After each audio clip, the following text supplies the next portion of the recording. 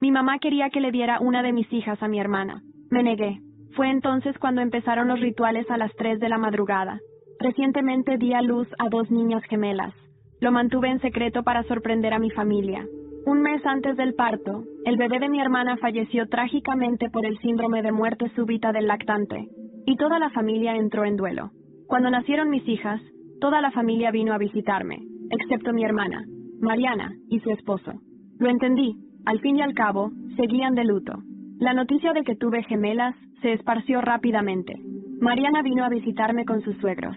La suegra de ella, doña Guadalupe, inmediatamente dijo que Dios le había enviado otro bebé a Mariana. Afirmó que una de mis gemelas era la reencarnación del bebé que habían perdido. Dijo con firmeza que ambas eran mis hijas. Sí, pero que una era en realidad de Mariana.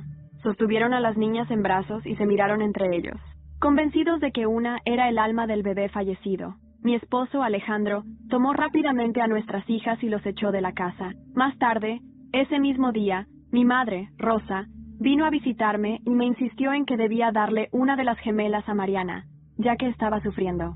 Me negué y le dije que las 2 eran mías.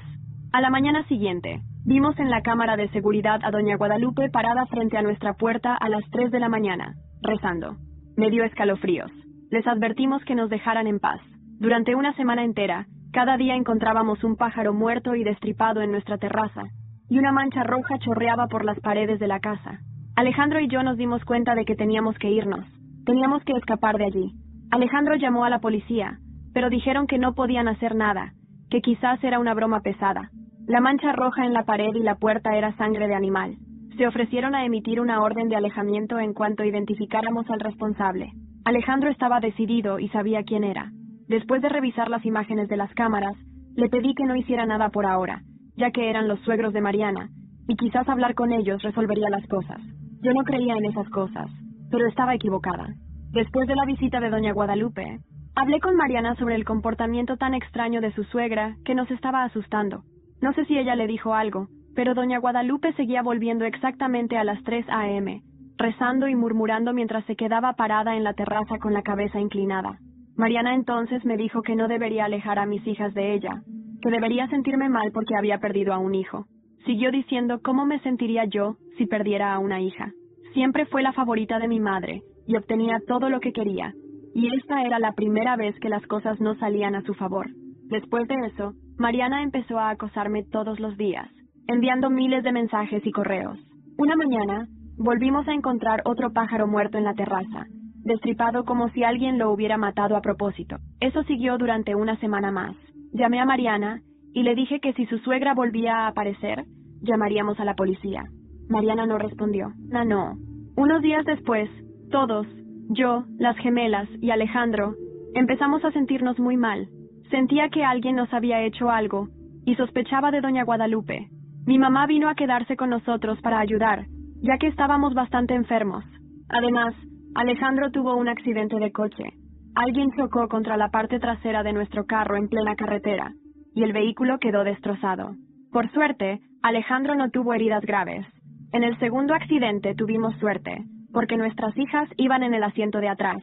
Gracias a los reflejos de Alejandro, logró esquivar el coche de la derecha, que terminó chocando contra otro vehículo frente a nosotros, causando 2 muertes. Un día, dejé que mi madre me visitara para ayudar con las tareas de la casa. Esa misma noche, Alejandro llegó del trabajo y me despertó mostrándome las imágenes de la cámara de seguridad. Mientras yo descansaba, mi madre había dejado entrar a Mariana y a su esposo en nuestra casa. Mariana entonces tomó a una de las gemelas, la meció en brazos y hasta la amamantó. Se tomaron fotos familiares con mi hija. Me sentí alarmada y furiosa. No dudé en registrar una orden de alejamiento contra Mariana, su esposo y mi madre. Además, descubrí que mi madre había puesto un somnífero en mi sopa. Alejandro, al sacar la basura, vio la caja, lo que explica cómo pude dormir 8 horas seguidas. Empecé a asustarme de verdad. Estaban dispuestos a todo por quedarse con mi hija. Alejandro decidió que teníamos que dejar la casa y mudarnos a otro sitio. No tardamos mucho en irnos, y nos mudamos, dejando nuestras cosas en un depósito temporal y viviendo en un hotel, lo cual nos parecía más seguro. Alejandro encontró una casa a 45 minutos de todos. No sabía si aquel amanecer en Valencia marcaba un nuevo comienzo o el inicio de una pesadilla aún mayor. Alejandro condujo durante 45 minutos, sin decir una sola palabra. Las niñas dormían en sus sillas, completamente ajenas al peso que llevábamos encima. A veces me preguntaba si ellas también lo sentían, ese miedo que se pegaba a la piel, como humedad vieja, imposible de secar. La casa era más pequeña que la anterior, pero estaba rodeada de viñedos, con una verja de hierro forjado que me recordaba a las casas antiguas del sur. Tenía algo melancólico, algo que parecía decir, aquí se puede empezar de nuevo. Pero también tenía silencio, un silencio tan profundo que por momentos me hacía pensar que no estábamos solos. ¿Estás segura de que no deberíamos quedarnos en el hotel unas semanas más?, preguntó Alejandro mientras me ayudaba a bajar las maletas. No podemos seguir huyendo. Esta vez vamos a resistir, le dije, aunque no sabía de dónde sacaba la fuerza para decirlo. Durante las primeras noches dormíamos poco. Alejandro instaló cámaras nuevas alrededor de la propiedad y puso sensores en las ventanas. Yo mantuve a las niñas cerca de mí, y cada vez que una se movía o lloraba, mi cuerpo reaccionaba como si estuviera en guerra. Al tercer día, conocimos a Estela, nuestra vecina. Tendría unos 60 y tantos, cabello blanco recogido con pinzas antiguas y una mirada curiosa, de esas que han visto demasiado. Bienvenidos al campo, aquí no pasa nada. ¿Hasta qué pasa?, dijo, con una sonrisa ladeada que no supe si era broma o advertencia. Estela fue amable, demasiado amable. Nos trajo pan casero, mermelada de higos, incluso nos ayudó a cargar algunas cajas. Pero lo que más me sorprendió fue cuando me dijo, tenéis una energía rara alrededor, no es vuestra culpa. A veces las cosas nos siguen, incluso si cruzamos provincias. Me congelé. No le había dicho nada, no sabía nada, y sin embargo, parecía saberlo todo. Esa noche, mientras revisábamos las cajas del trastero, encontré una libreta que mi madre había dejado en una caja mal etiquetada. Era de cuero negro, con páginas amarillentas y la tinta corrida en algunos bordes. No era un diario, era más bien un registro. Fechas, nombres, símbolos y oraciones. Oraciones que no eran católicas. Era una mezcla de gallego antiguo con latín mal traducido.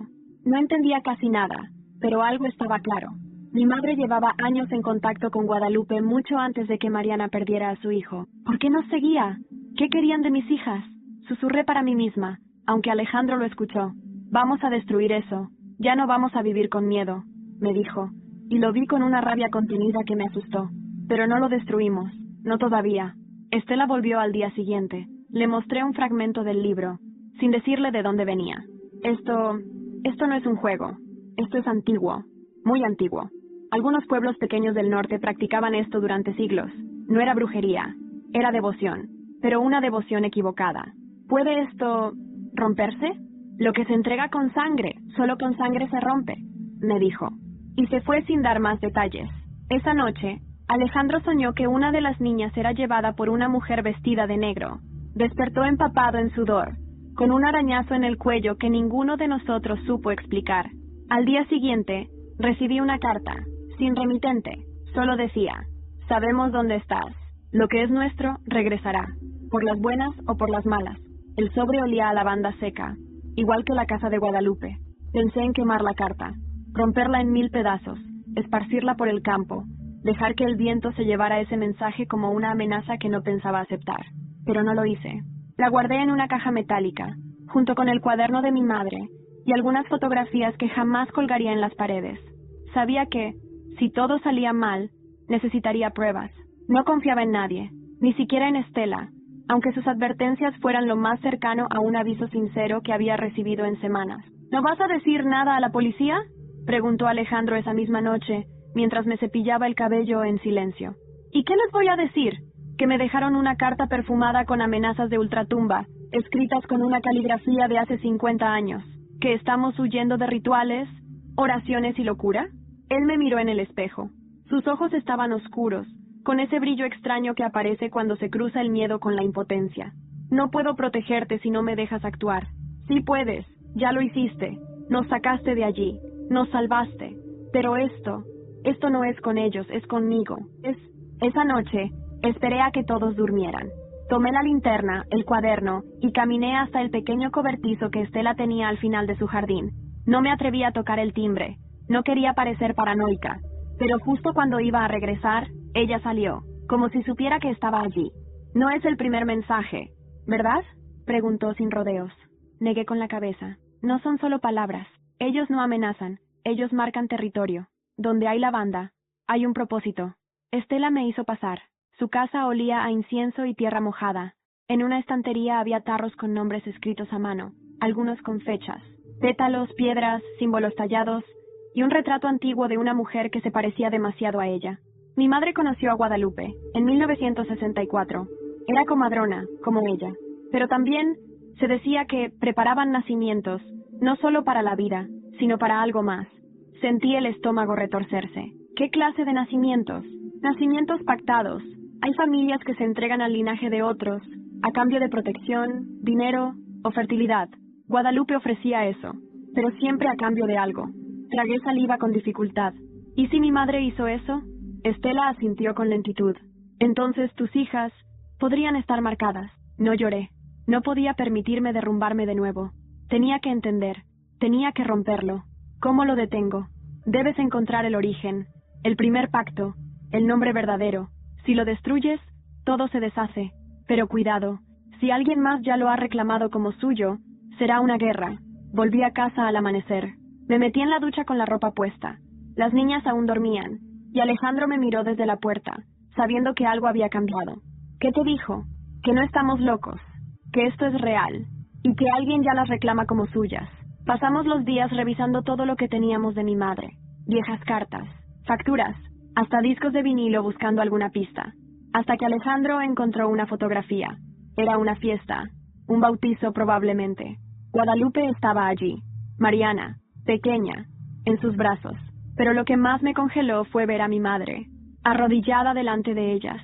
Al reverso, una inscripción. Para nuestras hijas, eternas en sangre y devoción. 1987. Esa misma tarde, una camioneta blanca aparcó frente a la casa. Nadie bajó. Nadie tocó la puerta.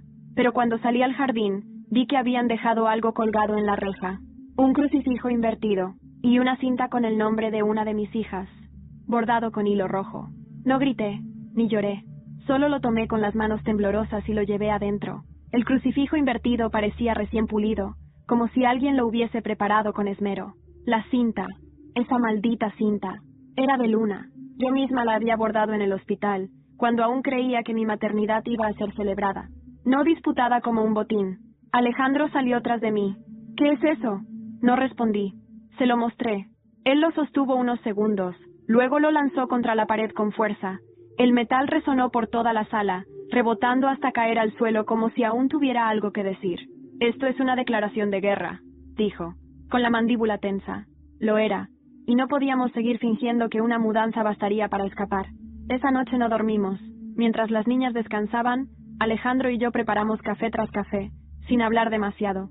Solo nos mirábamos de vez en cuando, esperando que alguno dijera lo que el otro no se atrevía. Hasta que lo hice yo. Tenemos que volver a donde empezó, a Ferrol, donde vivía Guadalupe antes de que se mudaran al sur. Alejandro me miró como si hubiera perdido la cabeza. ¿Quieres volver a Galicia? Después de todo lo que nos hicieron, no tenemos elección. Si hay algo allí que las conecta, que las marcó, tengo que romperlo en la raíz. Estela lo dijo, el primer pacto. Y eso no fue en Valencia. Él se frotó el rostro, agotado. ¿Y si es una trampa? ¿Y si te están guiando a propósito? Entonces me encontrarán lista. 3 días después, dejamos a las niñas con Estela. Fue lo más difícil que hice desde que todo empezó. Pero ella aceptó, con una condición, que le dejara el cuaderno de mi madre. No es por curiosidad, me dijo. Es porque esto va más allá de vos. Si te pasa algo, alguien tiene que saber cómo terminarlo. El viaje a Galicia fue un regreso al pasado en cámara lenta. Cada kilómetro era una herida que se abría. Reconocí los campos, las casas de piedra, los carteles escritos en gallego. Y también el silencio denso que sentí al entrar en Ferrol. Nos alojamos en una pensión antigua. Nada lujoso, solo una cama dura, ventanas con visillos y un crucifijo que quité en cuanto entré. Al día siguiente, fui a la iglesia donde mi madre solía asistir cuando era joven. Me recibió una mujer de unos 80 años, piel arrugada como pergamino, pero con una mirada afilada como cuchillos. ¿Tú eres la hija de Rosa? Asentí. Supe que vendrías. Tu madre hizo promesas aquí, promesas que no cumplió. La seguí sin decir palabra. Me llevó a una pequeña cripta bajo la sacristía. Allí, en la penumbra, había velas consumidas, fotos antiguas y una caja de madera negra. Guadalupe vino con ella. Dijeron que era por protección, por salud, pero mentían. Hicieron una ceremonia aquí, y enterraron esto. Me arrodillé ante la caja, la abrí con cuidado. Dentro había una muñeca de trapo, empapada en cera seca y sangre reseca. Tenía 2 nombres bordados, Mariana y Eva. Eva era yo. Ella te ofreció primero, pero naciste con luna creciente. No eras apta, así que eligieron a Mariana. Me sentí vacía, usada, incluso antes de nacer. ¿Y mis hijas? Si cortas el vínculo original, ellas serán libres, pero alguien deberá ocupar su lugar. Siempre hay un precio. Volvimos al coche en silencio. Alejandro no preguntó qué había dentro de la caja. Solo me abrazó fuerte. Pero esa noche, al regresar a la pensión, encontramos la habitación revuelta. En la pared, escrito con lo que parecía tierra y sangre: no puedes escapar de lo que eres. Nos pertenecen. Y en el suelo, la cinta de Luna, la misma que habíamos dejado con Estela. La cinta no debía estar allí. La había dejado en manos de Estela. La había encerrado dentro de una caja metálica con llave, y sin embargo, estaba en el suelo, manchada, arrugada, como si hubiera sido arrancada con violencia. Me arrodillé, la tomé entre los dedos, y sentí cómo algo se rompía dentro de mí. No era solo miedo, era traición. Era la certeza de que el pasado nos alcanzaba, sin importar cuántas fronteras cruzáramos.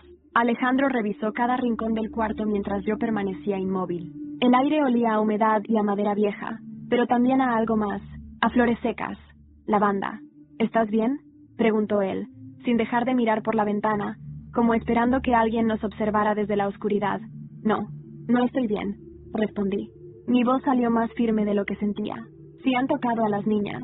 No terminé la frase. Tomé el móvil y llamé a Estela. Tardó en contestar. Cuando lo hizo, su voz sonaba entrecortada, agitada. ¿Dónde están ellas?, le pregunté sin rodeos. Aquí, conmigo. Pero algo pasó. Me dormí sin querer, no sé cómo. Y cuando desperté, la puerta trasera estaba abierta. Revisé a las niñas. Están bien. No les hicieron daño, pero hay marcas, una en cada muñeca, como si alguien les hubiera colocado pulseras de hilo rojo, y luego las hubiera retirado. Tuve que apoyarme contra la pared para no caer. Alejandro me quitó el móvil de las manos y continuó hablando, mientras yo solo podía pensar en una cosa. Ya habían estado allí, ya habían estado con ellas. Volvemos ahora, dijo Alejandro colgando. No podemos seguir escapando de fantasmas mientras ellas están expuestas. No, no vamos a volver, respondí, sintiendo una furia que nacía desde lo más hondo de mi pecho. No hasta que esto acabe, no hasta que arranque esto de raíz. Alejandro me miró, entendió y asintió. Entonces recordé la foto, esa antigua fotografía de Guadalupe, Mariana, mi madre, y aquel símbolo grabado en la esquina inferior, un círculo entrelazado con una cruz invertida y 3 gotas de sangre. Esa misma imagen estaba en la portada de un libro que encontré en la sacristía al día siguiente. No era parte de la Biblia ni de ningún texto litúrgico. Era una recopilación de rituales y nombres antiguos, fechados en los años 20, todos firmados por una mujer llamada Inés da Rocha, la abuela de Guadalupe. Con el libro en mano, fuimos al cementerio de Serantes, donde según los registros Inés había sido enterrada. No esperábamos encontrar mucho, pero lo que hallamos fue peor que cualquier sospecha. La tumba estaba vacía, solo había una lápida rota y una figura de cera derretida, colocada en medio. Una figura que no era de una anciana, sino de una niña, rubia, con 2 coletas, como Luna. Esto no es un juego, es una red. Llevan generaciones haciendo esto, susurró Alejandro. Y quieren que mis hijas sean las siguientes, como lo fui yo, como fue Mariana. Nos marchamos con el libro, el corazón acelerado y una sensación creciente de que alguien nos seguía. Y justo antes de salir de Ferrol, paramos en una estación de servicio. Entré sola al baño mientras Alejandro llenaba el depósito. Y allí, en el espejo, escrito con lápiz labial rojo, estaba la frase que me heló el alma. Eva, ya has elegido, nos vemos en casa. Cuando salí corriendo al coche, Alejandro tenía una llamada perdida de Estela en el móvil. Contestó de inmediato, pero fue una voz masculina la que respondió. Las niñas están bien, por ahora, pero si quieres volver a verlas, trae el libro, y ven sola. La voz era gruesa, seca, como madera astillada, y lo más aterrador no fue lo que dijo, sino lo que no dijo. No dio un lugar, no ofreció una hora, solo dijo, ven sola, como si supiera que yo entendería a dónde debía ir. Colgué sin responder. Alejandro me miró esperando una explicación, pero por primera vez en semanas no pude articular una sola palabra. Solo le mostré la pantalla del móvil y dejé que la ansiedad se instalara entre nosotros. No vas sola, dijo finalmente, con voz firme. Claro que voy sola, le respondí, sin apartar la mirada. Si no lo hago, si no sigo sus reglas, pueden desaparecerlas. No confían en nadie más que en mí, porque saben que ya he estado dentro de su mundo. Saben que tengo sangre marcada. Alejandro apretó los puños contra el volante. Estaba a punto de estallar, pero se contuvo. Ese gesto de contención valía más que cualquier grito. Entonces dime qué necesitas. ¿Qué tengo que hacer mientras tú haces esto? Prepárate para correr. Cuando recupere a nuestras hijas no habrá más treguas. Esta vez no volveremos a escondernos. Esta vez, ellos van a temerme a mí. Tomé un tren a Ourense. No sabía por qué, pero algo dentro de mí me impulsaba a ir allí. Tal vez porque allí nacieron mis abuelos. Tal vez porque mi madre siempre evitaba hablar de ese lugar. Lo cierto es que cuando llegué, el cielo estaba cubierto por nubes bajas y pesadas, como si el mundo supiera que algo oscuro me esperaba. No tardé en encontrar lo que buscaba. El libro tenía una hoja suelta, una especie de mapa rudimentario con 3 símbolos marcados. Uno de ellos era un molino abandonado, al borde del Miño. Allí es donde me esperaban. El camino era de tierra, resbaladizo por la humedad. Las ramas crujían a mi paso como si quisieran advertirme que me diera la vuelta, pero no lo hice. Ya no era la mujer que huía, era la madre que volvía a recuperar lo suyo. Cuando llegué, el molino estaba cubierto de hiedra y moho. Las ventanas rotas parecían ojos vacíos. Pero dentro había luz. Y no era eléctrica, era fuego. Docenas de velas alineadas en espiral, formando un círculo en cuyo centro estaban mis hijas, dormidas, en paz. Y frente a ellas, Mariana. Sabía que vendrías, dijo, sin siquiera mirarme. No vengo a hablar, solo vengo por ellas. Tarde. Ya han sido reclamadas. Ya tienen nombres nuevos. ¿O crees que esto va de sangre? Esto va de propósito. Tú nunca debiste ser madre. Tú siempre fuiste el recipiente. Mis manos temblaban, pero no retrocedí. Me acerqué un paso. Te miro y no veo dolor. Mariana, veo ego. Veo celos. Siempre lo quisiste todo para ti. Incluso lo que no era tuyo. Pero ya no.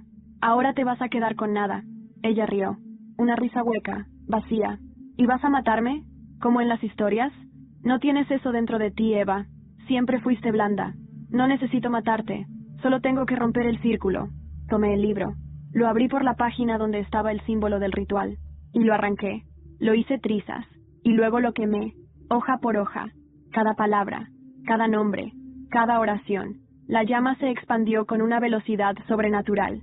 Mariana gritó, tratando de apagarlo, pero no pudo. Las velas se derritieron al instante. Y entonces las niñas despertaron. No lloraron. Solo me miraron como si supieran que todo había terminado. Pero no había terminado. Mientras corría con ellas en brazos, vi la sombra de alguien más detrás de Mariana. No era su marido. No era Guadalupe. Era un hombre alto, vestido de negro, sin rostro, y susurraba su nombre, una y otra vez. Mariana, Mariana, ahora tú. No miré atrás. Salí del molino. Corrí hasta que las piernas no me dieron más. Alejandro me esperaba en la estación. No preguntó, solo me abrazó. Las niñas entre nosotros respiraban en calma. Pensamos que eso era todo, que habíamos ganado, que habíamos terminado. Pero al día siguiente, al regresar a casa de Estela, la encontramos cerrada, las ventanas rotas, y en la pared, escrita con la misma letra antigua del libro. Ella sabía demasiado. El conocimiento también se paga. Estela estaba muerta. No lo dijeron en voz alta, pero lo sabíamos. Cuando Alejandro y yo empujamos la puerta de su casa, todo estaba cubierto de polvo y silencio. El fuego de la chimenea se había apagado hacía días, y las plantas que solía cuidar con tanta devoción estaban marchitas, podridas. No había cuerpo, ni sangre, solo ausencia, y una mesa puesta para 3 personas, 2 platos pequeños, con dibujos de conejitos, y uno grande, con restos de sopa aún caliente. Es como si hubiese sabido que volveríamos, dijo Alejandro, mirando a su alrededor con cautela. Encima del plato grande, una nota escrita a mano. Para ti, Eva. Lo sabrás cuando debas saberlo. No tenía firma, pero la letra era idéntica a la del diario de mi madre. Tomé la nota con un nudo en el estómago. Era una confirmación cruel. Mi madre había estado allí.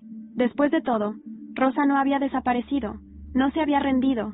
No había aceptado su derrota cuando se impuso la orden de alejamiento. Solo había esperado, en la sombra. Alejandro cerró todas las ventanas. Subió a revisar la planta superior mientras yo me acercaba a la biblioteca de Estela. Siempre sospeché que había más libros escondidos, más secretos, más piezas del rompecabezas. Y allí, detrás de una hilera de enciclopedias falsas, encontré una caja fuerte empotrada. La combinación era obvia, la fecha del bautizo de Mariana. Dentro había fotos, decenas de ellas, algunas en blanco y negro, otras polaroids descoloridas. Todas mostraban a mujeres con bebés en brazos, siempre dos, siempre gemelos. Y en la mayoría, una de las niñas desaparecía en la siguiente foto. Empecé a temblar. Había nombres escritos detrás de algunas: Celeste y Clara, 1963. Ana y Belén, 1975. Inés y Teresa, 1981. La historia se repetía. Siempre eran dos. Siempre una se perdía. Siempre había un sacrificio. No eras la primera, murmuré. Solo fui la primera en decir no. Alejandro bajó con el rostro pálido. No hay señales de entrada forzada, pero el cuarto de Estela está completamente desordenado, como si hubiese resistido o intentado esconder algo. Me llevó hasta la habitación. En el suelo, entre los fragmentos de un jarrón roto, encontramos una pequeña cruz de madera. Tenía una inscripción grabada. Ellos no lo saben, pero el ciclo se ha roto. No pueden tomar lo que no reconocen. ¿Crees que Estela lo hizo? ¿Que lo rompió?, preguntó Alejandro. No, lo hizo con ayuda, con mi sangre, con mis palabras, con el libro, pero alguien aún cree que puede restaurarlo. Y ese alguien es Rosa.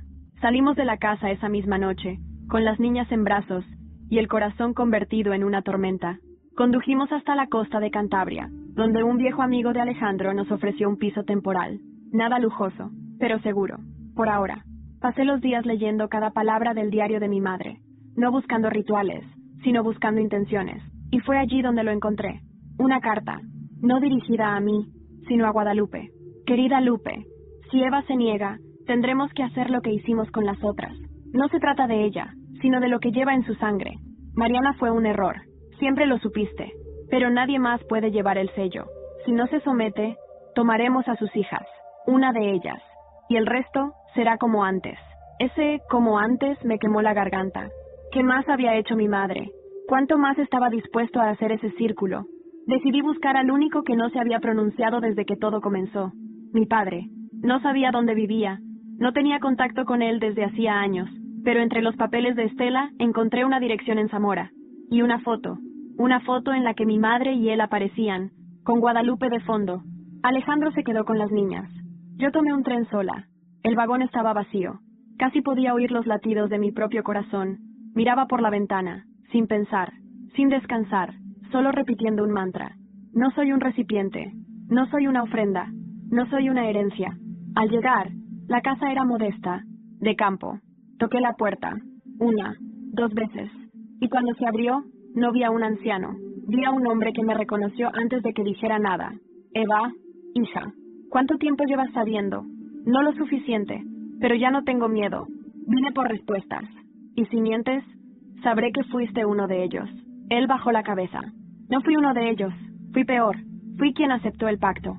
No respondí de inmediato. Me quedé allí, de pie frente a él, sintiendo cómo cada palabra que había dicho retumbaba dentro de mi pecho como un eco sucio. ¿Qué pacto?, le pregunté finalmente. No me tembló la voz. Ya no tenía la respuesta.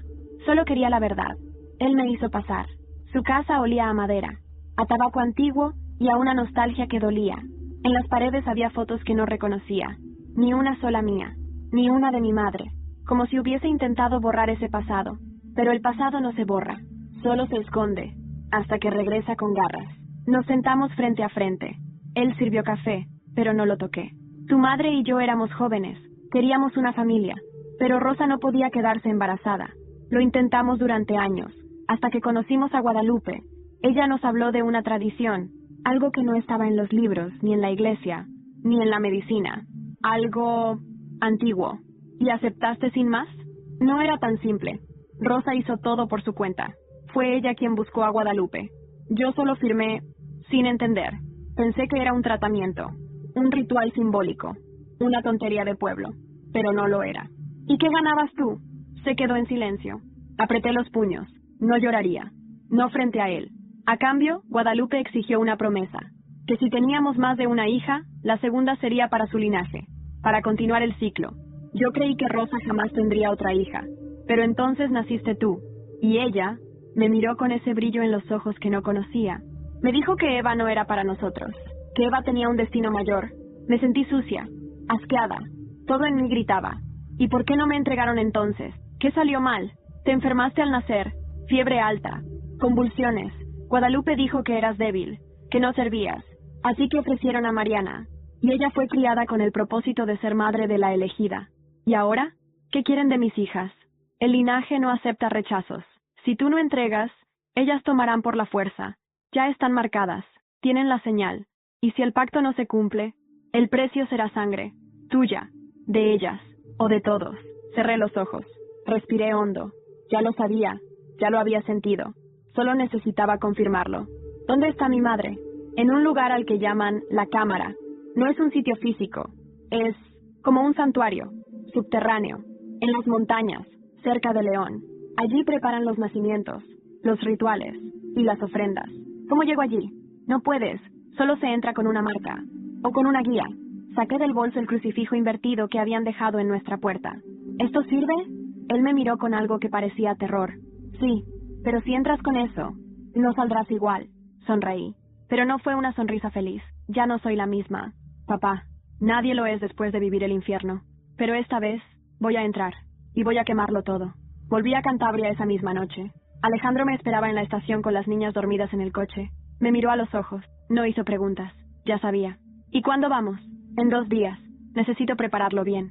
Entraré sola, pero necesito que estés listo. Si no salgo en 3 días, te llevas a las niñas y desapareces. Te vas a otro país. Cambias nombres, vidas, todo.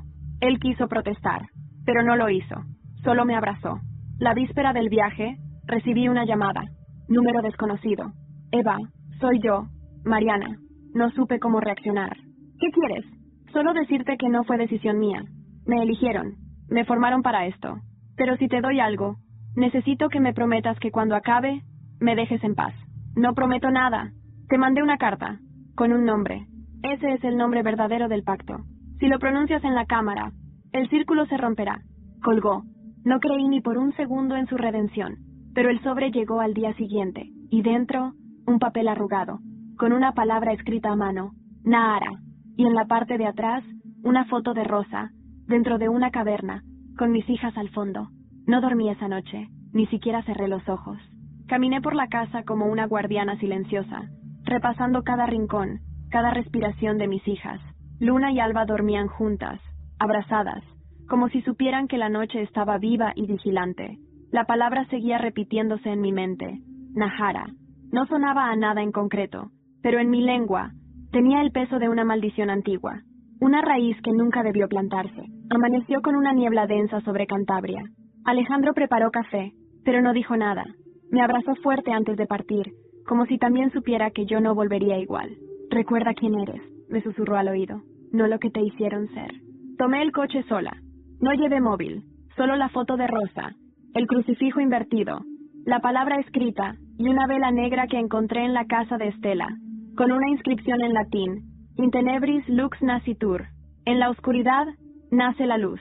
Conduje durante horas hasta las montañas de León, hacia un pueblo casi deshabitado llamado Silván. Allí, según mi padre, comenzaba el sendero a la cámara. Nadie me recibió, pero bastó con mostrar el crucifijo a un anciano que cortaba leña para que señalara sin decir una palabra hacia el bosque. El camino era estrecho, cubierto de musgo. Las ramas arañaban mi piel como si intentaran advertirme o detenerme. Caminé durante más de 1 hora hasta que lo vi, una caverna oculta tras una cascada pequeña, custodiada por 2 estatuas rotas de vírgenes sin rostro. Entré. No sé cómo describir lo que vi. Era más que una caverna. Era un santuario subterráneo tallado en piedra negra. Velas encendidas, figuras encapuchadas, murmullos en una lengua que no entendía. Y en el centro, mi madre, Rosa, vestida de blanco, el rostro envejecido pero firme, con una tranquilidad que me heló el alma. Sabía que vendrías, Eva, dijo con voz pausada.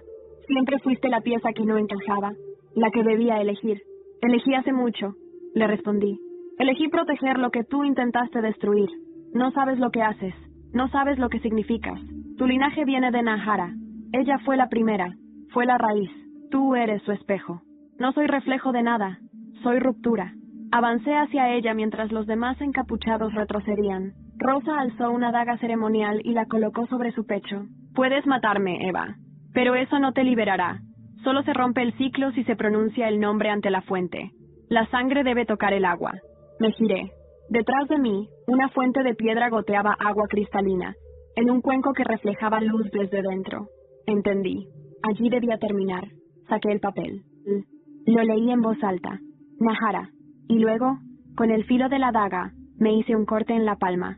Dejé que la sangre cayera al cuenco. Toda la caverna tembló. Las velas se apagaron. Los encapuchados comenzaron a gritar. Algunos cayeron al suelo. Rosa intentó acercarse, pero la fuerza invisible la empujó hacia atrás. No sabes lo que hiciste. Nos condenaste a todos. No. Solo cerré una puerta que jamás debió abrirse. El techo comenzó a resquebrajarse. Las paredes lloraban agua, como si la montaña respirara por última vez. Corrí como nunca en mi vida, hasta salir del bosque, empapada, ensangrentada, con el alma a medio romper, pero con algo que nunca antes había sentido. Libertad. Volví a Cantabria al amanecer. Encontré a Alejandro dormido en el sofá, las niñas entre sus brazos. No me escuchó entrar, pero entonces Luna se giró, aún medio dormida, y susurró: «Mamá, ya no duele». La tomé en brazos. Lloré por primera vez sin miedo, pero esa misma noche encendí el televisor por inercia. Una noticia local captó mi atención. Una explosión subterránea sin precedentes ha destruido una gruta cerca de Silván. Las autoridades investigan símbolos religiosos y posibles restos humanos. Y debajo, en la pantalla, un rostro que jamás pensé volver a ver. Guadalupe, viva, sonriendo, de pie entre los escombros. Me quedé helada frente al televisor. El sonido se volvió distante, como si el mundo entero se hubiera sumergido en agua espesa. Guadalupe estaba viva, sonriendo, entre ruinas que deberían haberla enterrado. Alejandro entró a la sala justo en ese momento. Se detuvo al ver mi rostro.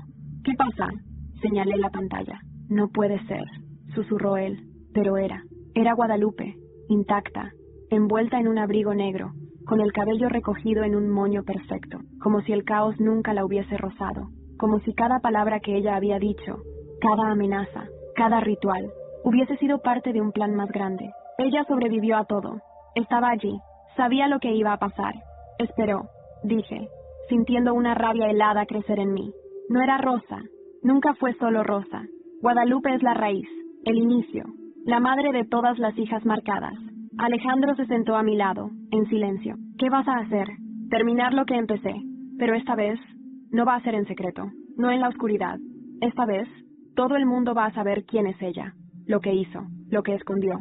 Durante los días siguientes, recopilé todo: fotos, cartas, grabaciones de voz, fragmentos del diario de mi madre, registros del hospital donde nacieron Mariana y yo.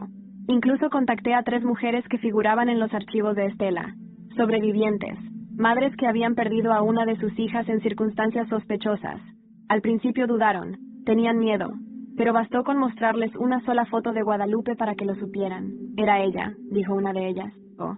Una mujer gallega de mirada triste. Vino a mi casa después de que mi hija murió. Dijo que una parte de ella aún vivía en otra niña. No entendí. Pensé que estaba loca. No lo estaba. Solo era cruel, precisa. Una arquitecta del horror. Decidí actuar. Publiqué un vídeo, sin mostrar mi rostro. Solo mi voz, distorsionada. Un montaje con documentos, relatos, pruebas, nombres. Lo titulé «La sombra de Guadalupe, los pactos que matan». En menos de 24 horas fue viral. Programas de televisión comenzaron a debatirlo. Psicólogos, sociólogos, incluso sacerdotes daban sus opiniones. Y lo más inesperado, una mujer se presentó en una comisaría de Burgos, diciendo que había visto a Guadalupe llevarse a una niña en 1992, prometiendo sanación espiritual. El cerco comenzó a cerrarse, pero entonces recibí un sobre sin remitente. Dentro, una foto, antigua, Polaroid. Yo, con unos 3 años, en brazos de Guadalupe. Mi madre al fondo. Y algo más. Un hombre. Mi abuelo, a quien yo creía muerto desde antes de mi nacimiento. En esa imagen, él sostenía una vela negra, con la misma mirada vacía de los rituales que tanto temía. Entendí que esto no había empezado con Rosa, ni siquiera con Guadalupe. Era una red que venía de siglos, y yo la estaba deshilando, hilo por hilo. Una noche, mientras dormíamos, Alejandro me despertó. Tenía el móvil en la mano. «Mira esto», me dijo. Era un vídeo, enviado por un número desconocido, grabado en lo que parecía una iglesia abandonada. Y allí, en medio del altar, estaba Guadalupe, hablando directamente a cámara. Eva, tu cruz no fue la sangre, fue el fuego que trajiste. Quisiste destruirnos, pero solo encendiste lo que estaba dormido. Has despertado a Najara, y ahora ella vendrá por lo que le pertenece. Detrás de ella, alguien se movió. No era Rosa, era Mariana, vestida con un hábito oscuro, los ojos vacíos. Eva, tu hermana se ha unido a nosotras. Y esta vez, no será una ofrenda, será la guía. Apagué el vídeo. Ya no era cuestión de romper pactos, era cuestión de cortar cabezas. Sabía que no podía dejar que terminara así, no después de todo lo que había atravesado, no después de ver a Guadalupe desafiar la muerte, no después de ver a Mariana renunciar a su humanidad. Esta vez, no bastaba con exponer. Esta vez, yo tenía que destruir. Pasé la noche entera escribiendo cartas, una para Alejandro, una para mis hijas, que leerían cuando fueran mayores, y una para mí, porque necesitaba recordarme quién era, antes de volver a mirar a los ojos de la oscuridad. Al amanecer, dejé a Luna y Alba con una mujer que conocí gracias a las otras madres, Clara. Ella también había perdido una hija, y como yo, había recuperado la rabia que transforma. Prometió protegerlas con su vida, y yo le creí. Conducí hasta Navarra. Allí, en un convento abandonado al pie de los Pirineos, según las últimas publicaciones, Guadalupe había sido vista, no como una fugitiva, como una líder, una especie de matriarca de una nueva fe clandestina, vestida con símbolos antiguos y rodeada de mujeres que la seguían como si fuera la madre de todas. Entré sin miedo, sin armas, solo con la cinta de Luna, el nombre Najara escrito en la piel de mi brazo, y el mismo crucifijo invertido que me había traído hasta aquí. El lugar estaba envuelto en incienso, silencio, cánticos en un idioma que ya reconocía, pero no entendía. Y allí estaba ella, Guadalupe. Eva sonrió como si fuésemos viejas amigas encontrándose después de una pelea de familia. Llegaste justo a tiempo. El círculo se está reanudando. No vine a hablar, vine a terminar. Entonces hazlo. Mátame. ¿Pero qué ganarás? ¿Crees que ellas estarán seguras? ¿Crees que puedes esconder la sangre? Tu hija ya fue elegida. Luna lleva la marca. ¿No lo viste? Entonces, Mariana apareció. Caminó hacia mí con paso lento, como una sombra que todavía dudaba de su forma. Tenía los ojos vacíos, pero en ellos, algo brilló por un segundo. Eva, dijo con voz quebrada. No eres tú, le respondí. No, pero todavía estoy aquí. Y fue ella. Fue Mariana quien tomó la daga ritual del altar y la clavó en el pecho de Guadalupe. No con furia, con dolor, con la tristeza de quien por fin entendía que fue usada toda la vida. Guadalupe cayó sin gritar, solo miró hacia el techo, murmurando algo que no alcancé a oír. Luego, todo se detuvo. Las otras mujeres gritaron, algunas huyeron, otras cayeron de rodillas, como si el hechizo se hubiera roto. Corrí hacia Mariana. La tomé en brazos mientras se desplomaba. Lo siento, Eva, susurró. Perdóname, por haber sido parte. Te perdono, le dije, y lo dije de verdad. Ella murió en mis brazos, por fin libre. 6 meses después, la historia de la Cámara de Najara se hizo pública. Un libro, escrito por Alejandro y por mí, se volvió un fenómeno, no como novela, como testimonio. Las investigaciones oficiales confirmaron docenas de desaparecidos, exhumaciones, nombres olvidados, y finalmente el desmantelamiento de una red oculta que existía bajo la fachada de rituales de fe. Mi madre, Rosa, fue encontrada en un hospital psiquiátrico, viviendo bajo un nombre falso. La reconocí en un vídeo de vigilancia, pero no hice nada. Ya no necesitaba venganza. Su castigo era vivir, sin poder controlar a nadie nunca más. Las niñas crecieron sin saber todo, pero sabiendo lo suficiente. Sabían que su madre las eligió, las defendió, las amó hasta el límite. Y yo volví a vivir, no como antes, con cicatrices, sí, pero sin miedo. Eva se convirtió en autora y activista contra cultos destructivos. Da conferencias por toda España bajo su nombre real. Vive en Cádiz, cerca del mar, con Alejandro y sus hijas. Alejandro publicó el libro que rompió el silencio de décadas. Hoy es escritora a tiempo completo y mantiene una fundación que protege a mujeres perseguidas por grupos ocultistas. Luna y Alba crecieron sanas, fuertes. Luna tiene pesadillas a veces, pero también sueños poderosos. Sueña con una mujer que la protege en la oscuridad. Dice que es su tía Mariana. Mariana. Su cuerpo fue cremado en silencio. Eva guardó sus cenizas en un frasco sellado. Lo dejó en el mismo molino donde todo comenzó. Rosa vive en un centro cerrado. No habla, no responde. Solo repite una palabra. Najara, Guadalupe. Su cadáver desapareció del depósito forense antes de la autopsia. Nadie lo reclamó. Nadie lo volvió a ver. La red de Najara, fragmentada. Pero algunas señales indican que pequeños grupos aún siguen activos, como si algo aún respirara en la sombra.